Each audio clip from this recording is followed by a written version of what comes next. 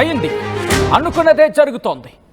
అవును, మరి ముఖ్యంగా అక్రమ వలసదారులకు సంబంధించి ట్రంప్ ఏదైతే అనుకున్నాడో అదే జరుగుతోంది. ఎవరు వచ్చినా ఎవరు మాట్లాడినా తగ్గేదే లేదంటున్నాడు. మరి ముఖ్యంగా ఏ దేశానికి సంబంధించి కూడా ఈ దేశానికి ఒక రీతి, ఈ దేశానికి ఒక రీతి లేదు, అందరూ ఒకటి, అక్రమ వలసదారులను అమెరికా నుంచి పంపించేస్తా. ఒక్క మాటలో చెప్పాలంటే తన్ని తెరమేస్తాన్ని ఇండైరెక్ట్గా చెప్పినట్టుగానే భావించాలా అనే క్వశ్చన్ మార్క్ కూడా రైజ్ అవుతోంది. ఎందుకు ఈ మాట అంటున్నానంటే, పంపిస్తున్న తీరు మీద ఇప్పటికే ప్రతిపక్షాలు పెద్ద ఎత్తున విమర్శలు గుప్పిస్తున్న పరిస్థితి. సో ఈ విషయాన్ని కాస్త పక్కన పెడుతున్నాను.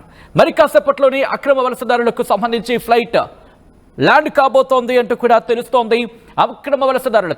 అక్రమ వలసదారులతో అమెరికా నుంచి ఇండియాకు రెండో విమానం బయలుదేరినట్టుగా తెలుస్తుంది. మరి కాసేపట్లో పంజాబ్ అమృత్సర్లో సెకండ్ విమానం ల్యాండింగ్ కి సంబంధించిన బిగ్ బ్రేకింగ్ న్యూస్ చూస్తున్నారు. రెండో విమానంలో మొత్తం 119 మంది అక్రమ వలసదారులకు సంబంధించి ఉన్నట్టుగా తెలుస్తోంది. వీరిలో పంజాబ్ నుంచి 67 మంది, హర్యానా నుంచి 33 మంది, గుజరాత్కి చెందిన వారు 8 మంది, యూపీకి సంబంధించి 3, గోవా, మహారాష్ట్ర, రాజస్థాన్ నుంచి 2 చొప్పున అక్రమ వలసదారులుగా గుర్తించినట్టు తెలుస్తోంది. అలాగే హిమాచల్ ప్రదేశ్, జమ్మూ కాశ్మీర్ నుంచి ఒక్కొక్కరు. దీంతో పాటు 3వ విమానం రేపు ఇండియాలో ల్యాండ్ అయ్యే అవకాశం ఉందంటూ కూడా చర్చ జరుగుతోంది. మొత్తం అక్రమ వలసదారులను ఇండియాకు పంపబోతున్నట్టుగా తెలుస్తోంది అమెరికా. ఫిబ్రవరి 5న అక్రమ వలసదారులతో మొదటి విమానం ల్యాండ్ అయింది. మొదటి విమానంలో 104 మంది అక్రమ వలసదారులను ఇండియాకు పంపించడం జరిగింది. ఆ విజువల్స్ మీరు చూస్తున్నారు RTV స్క్రీన్ మీద.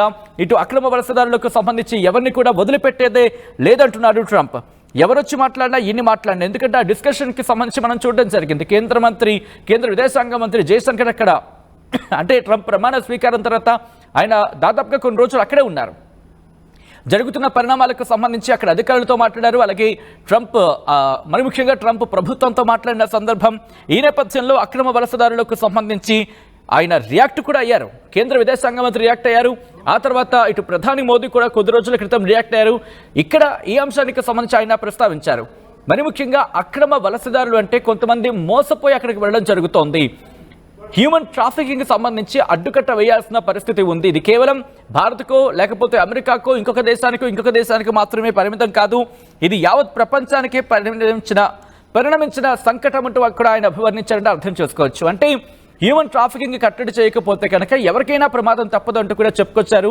అయితే ఇక్కడి నుంచి డైరెక్ట్గా టు ద పాయింట్ ఈరోజు వచ్చే ప్రయత్నం చేస్తే కనుక ఈ రోజు మరి కాసేపట్లో రెండో విమానం ల్యాండ్ కాబోతోంది. 104 మందితో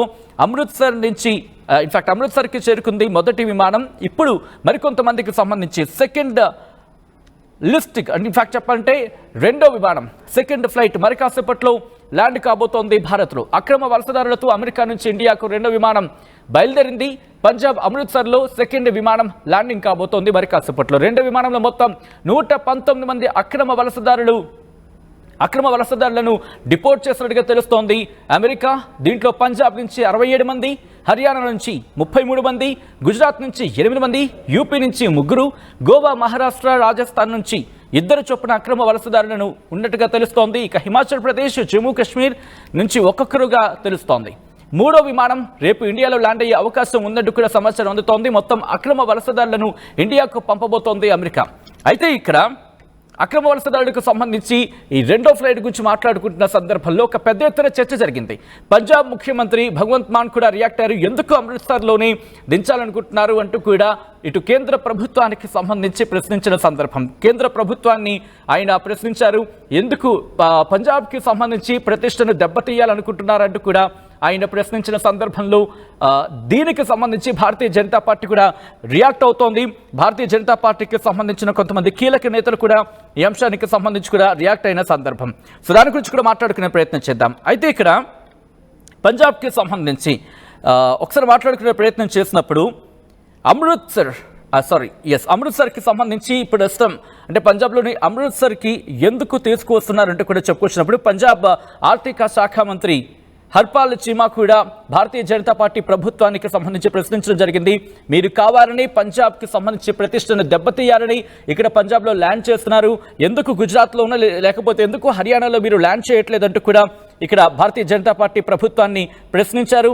సో ఈ నేపథ్యంలోనే ఎయిర్ క్రాఫ్ట్కి సంబంధించి ఇటు అహ్మదాబాద్లో అంటే పంజాబ్కి సంబంధించి అమృత్సర్లో కాకుండా అహ్మదాబాద్లో మీరు ల్యాండ్ చేయించండి అంటూ కూడా వాళ్ళు ఇక్కడ ప్రశ్నించడం జరుగుతోంది.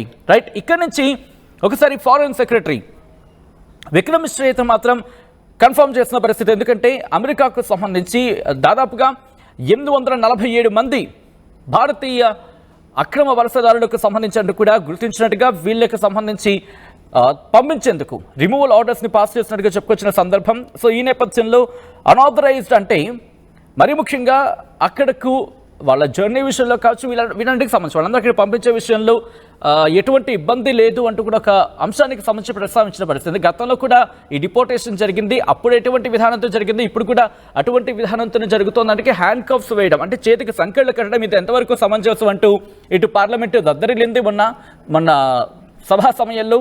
ఈ నేపథ్యంలో ఇప్పుడు ఎలా జరగబోతుంది అనేది ఇక్కడ కాస్త ఆసక్తి అనే పదం కన్నా ఉత్కంఠను కలిగిస్తుందని చెప్పుకోవాలి. ఎందుకంటే సంఖ్యలు వేసి పంపిస్తారనేది ఇక్కడ బిగ్గెస్ట్ కన్సర్న్ అంటూ కూడా ప్రతిపక్షాలు చెప్పడం జరుగుతోంది. అయితే మరీ ముఖ్యంగా 15,668 మంది 2009 నుంచి 15,668 మంది అక్రమ భారతీయులకు సంబంధించి భారతీయ అక్రమ వలసదారులకు సంబంధించి డిపోర్టేషన్ జరిగిందంటూ కూడా కేంద్ర విదేశాంగ మంత్రి జయశంకర్ రాజ్యసభలో చెప్పుకొచ్చిన సందర్భం. సో ఈ నేపథ్యంలోనే కొన్ని కీలక అంశాలకు సంబంధించి కూడా ప్రస్తావించడం జరుగుతోంది. మరి ఇప్పుడు ఎంతమంది రాబోతున్నారు? ఈ 2 ఫ్లైట్లకే పరిమితం అయ్యే అవకాశం ఉంటుందా? ఎందుకంటే ఇప్పుడు 104 ప్లస్ 119 ఒకవేళ 487 అనుకుంటే కనుక 104 ప్లస్ 119 అంటే దాదాపుగా 213. ఆ తర్వాత ఎల్లుండి ఎంతమంది వచ్చే అవకాశం ఉంది? మొత్తంగా 487 అనుకుంటే కనుక 487లో 213 తీసేస్తే అంటే దాదాపుగా ఇక్కడ ఇంకా 200 పైచిలుకు మంది 274 పైచిలుకు అనుకోవాలి. సో 274 మందిలో ఒకవేళ నెక్స్ట్ అంటే మూడో విమానంలో ఒక 100 మంది వచ్చారనుకుందాం, అంటే 100 మంది వచ్చారనుకుందాం, 274 నుంచి 100 మంది తీసేస్తే కనుక ఇంకొక 174 మంది ఉండే అవకాశం ఉంటుంది. అంటే 4 కావచ్చు లేకపోతే 5వ ఫ్లైట్ ఒక్కొక్క 2 ఫ్లైట్లు వచ్చే అవకాశం ఉందనేది ప్రస్తుతానికి అయితే మనం భావించవచ్చు.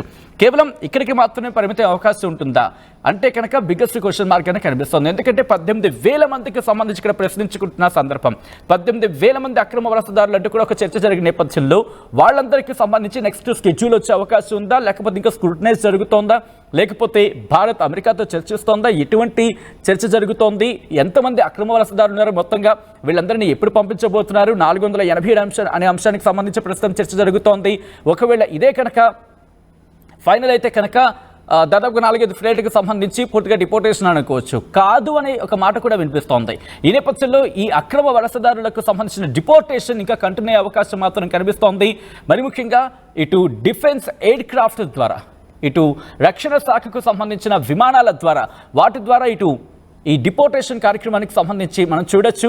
మరి ముఖ్యంగా చేతులకు కాళ్లకు సంఖ్యలు కట్టిన సందర్భం, కొన్ని సందర్భాల్లో చేతులకు మాత్రమే హ్యాండ్ కఫ్స్ అలా సంఖ్యలు వేసేసి పంపిస్తున్న పరిస్థితి.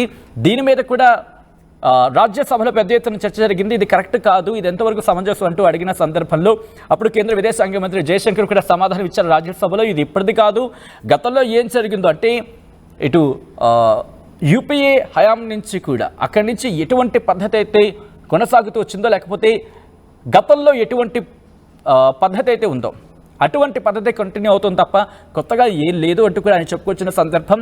ఆ తర్వాత ఇప్పుడు ఈ అంశానికి సంబంధించి ఇటు కేంద్ర ప్రభుత్వం అమెరికాతో మాట్లాడిందా అనేది బిగ్గెస్ట్ క్వశ్చన్ మార్క్.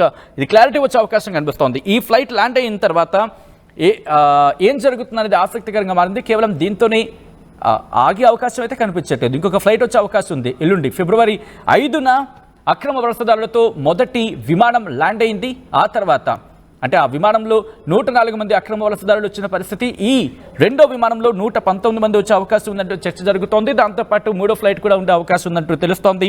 ఈ నేపథ్యంలో మీరేమనుకుంటున్నారు? నిజంగా 18,000 మందికి సంబంధించి చర్చ జరుగుతున్న నేపథ్యంలో ఆ సంఖ్యను మించి ఉండొచ్చు, 1,00,000 మందికి సంబంధించి అంటూ ఇంకొక చర్చ జరుగుతోంది. బహుశా అది బిగ్గెస్ట్ నెంబర్ కనిపిస్తోంది. అంతవరకు ఉండొచ్చు అనేది బిగ్గెస్ట్ క్వశ్చన్ మార్క్. ఎందుకంటే అఫీషియల్ డేటాకి సంబంధించి మాట్లాడేటప్పుడు దాదాపుగా 18,000 మంది అనేది చాలా దగ్గరగా కనిపిస్తున్న సంఖ్య. సో ఏం జరగబోతోంది? ట్రంప్ ప్రభుత్వం ఎటువంటి నిర్ణయం తీసుకునే అవకాశం ఉందనేది ఇప్పుడు ఆసక్తి